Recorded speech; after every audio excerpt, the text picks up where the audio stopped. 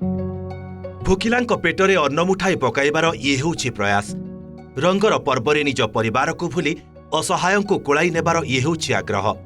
एठी नाही अबीर रूपक रंग कि नाही लोक देखाणिया भल पाइबा। मानविकता और प्रेमर रंगरे एमाने होली खेलिछंती। आउ संपर्कर प्रकृत मूल्य शिखाइबा सहित पुणी थरे भाईचारा देखाइछि कटक सहर। सिल्भर सिटी रे धूमधाम रे चलीथिला होली सेलिब्रेशन। निज परिवार और बंधु परिजनक सह रंग खेली मजामस्ती रे मातिथिले समस्ते। सबुठी दुकान बजार और होटेल रे पड़िथिला ताला। सेथिपाई कटक बड़ मेडिकल को आसीथिबा रोगी और तांका संपर्कीय भारी हंतसंत हेउथिले।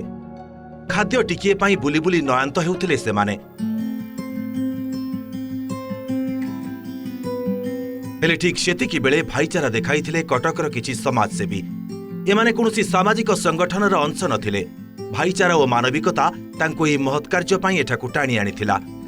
परिवार सह रंग खेल भूली भोकिलांक पेटरे दाना मुठाई पकाइबाकू सेमाने स्वतः प्रवृत्त शह शह संख्यारे माड़ी आसीथिले।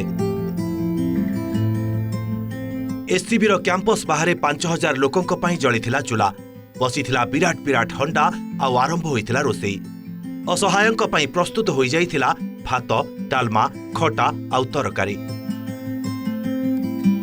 खाद्य रंधा सरिबा परे एससीबीर फाटक बाहरे 2टी और कैंसर वार्ड रे 2टी काउंटर द्वारा करा जाइथिला खाद्य वितरण। खाइबा पाई हंतसंत हेउथिबा असहायंक मुहरे हस टिकिए फुटाइबाकू ए प्रयास थिला यथेष्ट। तेबे केवल ए वर्ष नुहे दीर्घ 12 वर्ष धरी चाली रहिछि एही महत् कार्य। प्रतिवर्ष रंग न खेली भोकिला पेटरे अन्नदान करी नियारा होली खेलंती एही समाजसेवी माने। कटक सहरर किछि बधान्य व्यक्ति एवं स्वेच्छासेवी युवक युवती स्वइच्छारे एथिरे सामिल होइथांती। किए चाउल दान करंती तो किए डाली और अन्यान्य परिबा।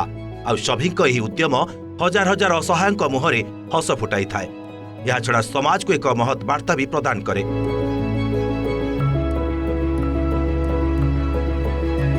सतरे एही समाजसेवी मानक उद्यम भविष्यत युवपीढ़ी को प्रेरणा देव निश्चित। कटकरू दुर्गामाधव पट्टनायक रिपोर्ट ओटीवी।